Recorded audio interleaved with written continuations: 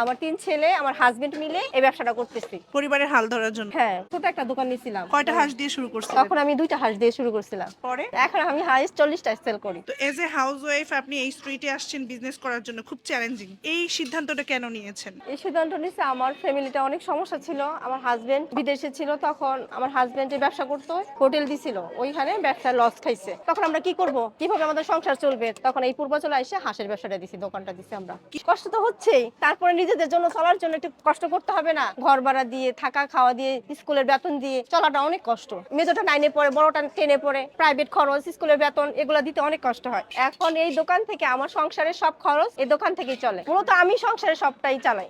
আপনারা কয় পিস দেন হাঁসের মাংস? আমরা 5 পিস দেই। আচ্ছা, একটা হচ্ছে লেগ পিস, 3 পিস, 4 পিস, একটা হাড়, একটা ঘিলা, সাথে 1 পিস গলা অথবা হাতা যাবে। আপনি আমাকে যেভাবে দিচ্ছেন আমার তো মনে হচ্ছে বেশি দিচ্ছেন, ভিডিওতে কিন্তু উঠতেছে। হ্যাঁ, উঠু 4 পিস ভালো পিস আর 2 পিস হাড়ি দিছি, একটা গিলা দিছি। আমার হাঁসের পিস অন্যদের থেকে বড়, দেখছেন? এটার পিস 250 টাকা। দোকানটির নাম হচ্ছে পরিবার পরিজন পিঠাঘর। এটার লোকেশন হচ্ছে 300 ফিট নীলা মার্কেট, স্বাধীনতা চত্বর।